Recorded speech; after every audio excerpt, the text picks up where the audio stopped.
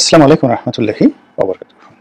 সম্মানিত দর্শক, মায়ানমারের রাখাইন রাজ্যে এই মুহূর্তে যে বিদ্রোহী গোষ্ঠী বেশিরভাগ এলাকার উপর তাদের কর্তৃত্ব বজায় রেখেছে, এই গোষ্ঠীটিকে সাহায্য করার জন্য অথবা ওই অঞ্চলে যারা বসবাস করছে এখনো পর্যন্ত, যারা খুবই খারাপ অবস্থার মধ্যে রয়েছে, রোহিঙ্গা এবং বৌদ্ধ সম্প্রদায়ের যারা লোকজন, যারা মায়ানমারের যে অভ্যন্তরীণ যুদ্ধ সংঘাত এই আরাকান রাজ্যে এর ফলে ক্ষতিগ্রস্ত হয়েছে, তাদেরকে মানবিক সহযোগিতা দেওয়ার জন্য বাংলাদেশের ভেতর দিয়ে জাতিসংঘের ত্রাণ সামগ্রী নির্বিঘ্নে নিরাপদে ওখানে পৌঁছানোর জন্য যে একটা রাস্তা দরকার, সেই রাস্তাটাকে বলা হচ্ছে মানবিক করিডর। আজকে দিন পর্যন্ত যে বক্তব্য, সেটা হলো সরকার বিষয়টি নীতিগতভাবে সিদ্ধান্ত নিয়েছে যে এই করিডর দেওয়া হবে, এবং এখানে কতগুলো শর্ত রয়েছে, শর্তের সেই বিষয়গুলো এখনো ঠিক হয়নি। এই হলো মোটামুটি খবর। এখন কথা বলতে হবে কাদের সঙ্গে? জাতিসংঘের সঙ্গে। আর জাতিসংঘ মূলত নাথিং, একটা আমেরিকার স্বার্থ রক্ষা করার জন্য একটা সিল, স্ট্যাম্প প্যাড, এর বাইরে জাতিসংঘের কোনো ভূমিকা নেই। মাঝে মধ্যে আমেরিকা তাদের উপর খুব রাগ হয়। এর কারণ হলো আমেরিকা যে বিষয়গুলো যেভাবে চায় সেভাবে তারা পারেনি। যেমন ট্রাম্প যখন প্রেসিডেন্ট ছিলেন তখন ডাব্লিউএইচওর সঙ্গে আমেরিকার সম্পর্ক খারাপ হয়ে যায় এবং আমেরিকা সেখানে তাদের ফান্ডিং দেওয়া বন্ধ করে দেয়। এবারও ট্রাম্প ক্ষমতায় এসে জাতিসংঘের অনেকগুলো প্রকল্প থেকে তাদের দেওয়া যে ফান্ডিং, এগুলো বন্ধ করে দিয়েছে। এর ফলে বহু মানুষ চাকরি হারিয়ে এখন রীতিমতো বেকার। এর কারণটা হলো যে এই জাতিসংঘের নিরাপত্তা পরিষদ থেকে শুরু করে তাদের যে আন্তর্জাতিক মানবাধিকার সংস্থা রয়েছে, এমনকি তাদের যে সাধারণ পরিষদ রয়েছে, জাতিসংঘের মহাসচিবের যে অফিস, প্রায় সবকিছুই আমেরিকা তাদের নিজেদের স্বার্থে ব্যবহার করে। দ্বিতীয়ত ইউরোপ তাদের স্বার্থে ব্যবহার করে। এখানে চীন এবং রাশিয়া কেবলমাত্র ভেটো প্রয়োগ করার ক্ষেত্রে বেশ কয়েকবার তাদের ক্ষমতা প্রয়োগ করেছে নিরাপত্তা পরিষদে, কিন্তু এর বাইরে জাতিসংঘের দৈনন্দিন কর্মকাণ্ডে আমেরিকার বাইরে কোনো একক রাষ্ট্র এখানে প্রভাব বিস্তার করতে পারেনি। মাঝে মধ্যে ফ্রান্স, ইংল্যান্ড কিংবা জার্মানি তারা ইনফ্লুয়েন্স করতে পারে, প্রভাব বিস্তার করতে পারে, কিন্তু কর্তৃত্ব করে আমেরিকা। তো বাংলাদেশে এখন জাতিসংঘ যা কিছু করছে, অর্থাৎ এই যে অ্যান্থনি গুতেরেস জাতিসংঘের মহাসচিব, তিনি এলেন রোহিঙ্গা লয়ে গিয়ে, মানে রোহিঙ্গাদের মধ্যে গিয়ে তিনি রোজা রাখলেন, ইফতার করলেন, পাঞ্জাবি পড়লেন, সব কিছুর মধ্যেই আমেরিকার গন্ধ যারা সমালোচক, বিশ্লেষক, তারা দেখতে পাচ্ছেন। আপনারা জানেন যে 50-এর দশকে এই বার্মার উপর নিয়ন্ত্রণ প্রতিষ্ঠা করার জন্য তারা একটা বার্মা অ্যাক্ট তৈরি করেছিল, এবং সেই বার্মা অ্যাক্ট কার্যকর করার জন্য তাদের বেশ কয়েকটি সুযোগ দরকার ছিল। একটা হলো বঙ্গোপসাগরে মায়ানমার, বাংলাদেশ এবং ভারতের মাঝামাঝি যে কোনো জায়গায় একটা ঘাঁটি তৈরি করা। ভারতের কর্তৃত্বে যে সকল এলাকা রয়েছে সেখানে তো সম্ভব নয়, ফলে সেন্ট মার্টিন এবং কক্সবাজার উপকূলবর্তী যে এলাকা, এই এলাকাতে পাকিস্তান জমানাতেই তারা কিন্তু চেষ্টা করেছিল, এবং তখন রাজনৈতিক অবস্থা উত্তাল হওয়ার কারণে সেটা সম্ভব হয়নি। এবং তৎকালীন মার্কিন রাষ্ট্রদূত থেকে শুরু করে এমনকি মুক্তিযুদ্ধের প্রাককালে, অর্থাৎ 7ই মার্চের ওই সময়গুলোতে তারা বঙ্গবন্ধু শেখ মুজিবুর রহমানকে তারা প্রস্তাব দিয়েছিলেন, স্বাধীনতা চাও, যা কিছু চাও, বিনিময়ে এখানে এরকম একটা ঘাঁটি দিয়ে দেওয়া হোক। কিন্তু বঙ্গবন্ধু সেটা যে রাজি হয়নি, এবং সেটা ওই তৎকালীন পেপার পত্রিকাতে ব্যাপকভাবে প্রচারিত হয়েছিল। এবং তিনি নিজেও একটি বক্তব্য বলেছেন যে একটি দেশের মানুষ দেশের সাথে বেইমানি করে বিদেশিদের হাতে দেশ ছেড়ে দেয়, বিক্রি করে, এটা কিভাবে করে আমি এটা ভেবে পাই না। এখন এই চলমান সময়টাতে সেই যে অতীতের বঙ্গবন্ধুর যে ভাষণ আর তার সেই বক্তব্য রীতিমতো ভাইরাল আকারে ঘুরে ঘুরে বেড়াচ্ছে।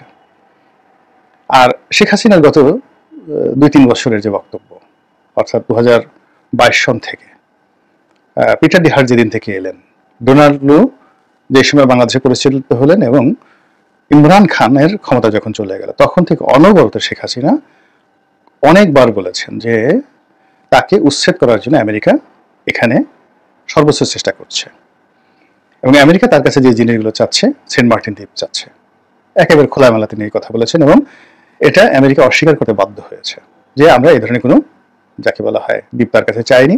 আর আমেরিকার যারা দালাল তাদের বক্তব্য হলো যে আমেরিকা এটা করবে কি, আমেরিকার এখানে কোনো সামরিক ভ্যালু নাই, ইত্যাদি ইত্যাদি নানা রকম কথাবার্তা। আর সেগুলো এখন কোন পর্যায়ে চলে আসছে তা আপনি আমি হাড়ে হাড়ে টের পাচ্ছি। যেটা বলছিলাম সেটা হলো এই যে বার্মা অ্যাক্ট তারা করলো। এখন বার্মা অ্যাক্ট করার জন্য, বাস্তবায়ন করার জন্য তাদের মায়ানমারের মাটিতে তাবেদার লাগবে, দালাল লাগবে। এই জন্য তারা সুসিকে সিলেক্ট করলো। সুসির পিতা মায়ানমারের বলতে গেলে জাতির পিতা, ফাদার অফ দ্য নেশন। উনি অক্সফোর্ডে পড়াশোনা করেছেন, সেখানে ইংরেজ বিয়ে করেছেন। পশ্চিমা দুনিয়াতে তার ব্যাপক পরিচিতি রয়েছে। অসাধারণ বাগ্মিতা, চমৎকার ইংরেজি বলেন, এবং মায়ানমারের নারীদের যে স্বাভাবিক সৌন্দর্য তার সাথে অনেক অনেক উচ্চ মার্গের তার সৌন্দর্য এবং শিক্ষা। এবং প্রথম যৌবনে আমেরিকা তাকে রিক্রুট করে।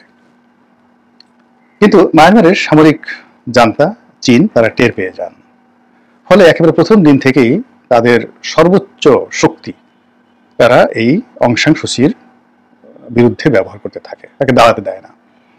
এবং সুচি আমেরিকার সমর্থন নিয়ে ব্যাপক জনসমর্থন তিনি লাভ করেন। লাভ করার পরেও তাকে গৃহবন্দী করা হয়, প্রায় 20 বছর তিনি এই অবস্থাতেই ছিলেন। আমেরিকা তাকে নোবেল পুরস্কার দিয়েছে, সবকিছু করেছে, কিন্তু হয়নি। পরবর্তীতে দেখা গেল যে একটা গণঅভ্যুত্থান সেখানে ঘটে গেল। তার ফলে সুচি মুক্ত হলেন এবং সামরিক বাহিনীর সাথে সমঝোতা করে একটি সরকার পরিচালনা করলেন। এবং তার জমানাতে এই রোহিঙ্গা সমস্যা তৈরি হলো। আমেরিকা তাকে রাখতে পারল না, তাকে আবার জেলে যেতে হলো। মধ্যখানে থেকে সামরিক কর্তৃপক্ষের একটা পরিবর্তন এসে এখন যারা বর্তমান নেতৃত্বে আছেন তারা ক্ষমতা গ্রহণ করলেন। এবং সেই ক্ষমতা গ্রহণ করার পর আমেরিকা এখন রীতিমতো পাগল হয়ে গেছে। এর কারণ হলো মধ্যপ্রাচ্যে তাদের দ্বার বন্ধ হয়ে গেছে, ইউরোপে তাদের আয় রোজগার কমে গেছে, অভ্যন্তরীণ চাহিদা তাদের কমে গেছে। ফলে এখন যে কোনো মূল্যে অর্থনীতিটি বাংলাদেশ, ভারত, পাকিস্তান, নেপাল, ইন্দোনেশিয়া, সিঙ্গাপুর এই বেল্টে চলে এসেছে। এবং গ্লোবাল জিডিপির অর্ধেকেরও বেশি এই কয়েকটি এলাকাতে তারা এখন ট্রানজাকশন হচ্ছে। এবং এই অর্থনীতিটিকে আরো সচল করার জন্য বেশ কয়েকটি আঞ্চলিক সংস্থা হয়েছে যারা রীতিমতো ডলারকে চ্যালেঞ্জ জানাচ্ছে। ফলে এই এলাকার স্থিতিশীলতা নষ্ট করা, এলাকাতে বার্মা অ্যাক্টের বাস্তবায়ন করা, এখানে তাদের যে উপস্থিতি এটি তাদের অস্তিত্বের প্রশ্ন হয়ে গেছে। এবং ঠিক সেই সময়টিতে বাংলাদেশে একটা বিপ্লব হয়েছে, ডক্টর মোহাম্মদ ইউনূস ক্ষমতায় এসেছে এবং সেই সময়টিতে করিডোর নিয়ে কথাবার্তা হচ্ছে। আরেকটা ভিডিওতে এটা আমি বলবো যে এখানে ইন্টারনালি এই করিডোরের ফলে আমাদের দুই পয়েন্টে কি কি সমস্যা হতে পারে। কিন্তু এখানে আমি যেই জিনিসটা বলতে চাচ্ছি এটি হলো যে এখানে আমেরিকা যেটা চাচ্ছে, তারা ভিয়েতনামে যে ভুল করেছে, কম্বোডিয়াতে তারা যে ভুল করেছে, আফগানিস্তানে তাদের যে ভুলগুলো হয়েছে তার বহুগুণ ভুল তারা এই মায়ানমারে করতে যাচ্ছে। এর কারণে হলো এখানে স্পষ্টত 3টি জাতি গোষ্ঠীকে তারা জড়িয়ে ফেলেছে। রোহিঙ্গা মুসলিম, আরাকান আর্মিদের যারা বুদ্ধিস্ট তারা, আর কুকি চীন যারা রয়েছে তারা খ্রিস্টান। 3টি জাতি গোষ্ঠী। অতীতে তারা যে সমস্যাগুলো যেখানে তৈরি করেছে, এখানে এরকম 3টি জাতি গোষ্ঠী যারা সবাই সশস্ত্র।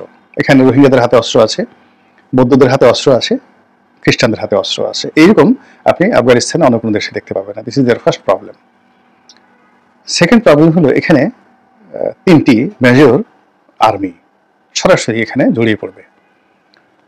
বাংলাদেশ সেনাবাহিনী, ভারতীয় সেনাবাহিনী, মায়ানমারের সেনাবাহিনী, পেছন থাকবে চীনের মদত। এরপর সীমান্তে 3টি বৃহৎ শক্তিশালী দেশ, বাংলাদেশ, ভারত, চীন। এই 3টে রাষ্ট্রই মার্কিন যুক্তরাষ্ট্র যা কিছু করবে আমাদের এই করিডোর ব্যবহার করে সবকিছুর বিরুদ্ধে তারা থাকবে। এই ফলে যে একটা রসায়ন তৈরি হবে, একটা বিষাক্ত পরিবেশ তৈরি হবে, পুরো বিষক্রিয়াটি বাংলাদেশের উপরে পড়বে। আপনি আমি যারা এই সময়টিতে চোখ বুজে আছি, চুপ করে আছি, কথা বলছি না, বিশ্বাস করেন পরিবেশ এবং পরিস্থিতি যখন খারাপ হবে আপনি আমি আমাদের পালানোর মতো কোনো জায়গা নেই। এর কারণ হলো যে আগামীতে যে পরিবেশ এবং পরিস্থিতি, আপনি গাজার কথা চিন্তা করুন। গাজার লোকজন যেই জায়গাতে তারা আবদ্ধ, সেখান থেকে তাদের কিন্তু কোনো পালানোর জায়গা নেই, বড়জোর তারা সুড়ঙ্গের মধ্যে যেতে পারছে।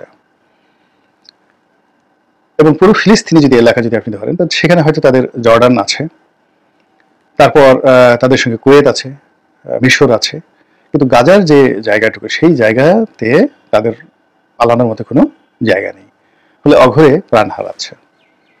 আমাদের পুরো বাংলাদেশ যদি দেখেন, চারিদিক থেকেই যদি দেখেন, একদিকে সমুদ্র, অন্যদিকে মায়ানমার, আর তিন দিকে ভারত বেষ্টিত।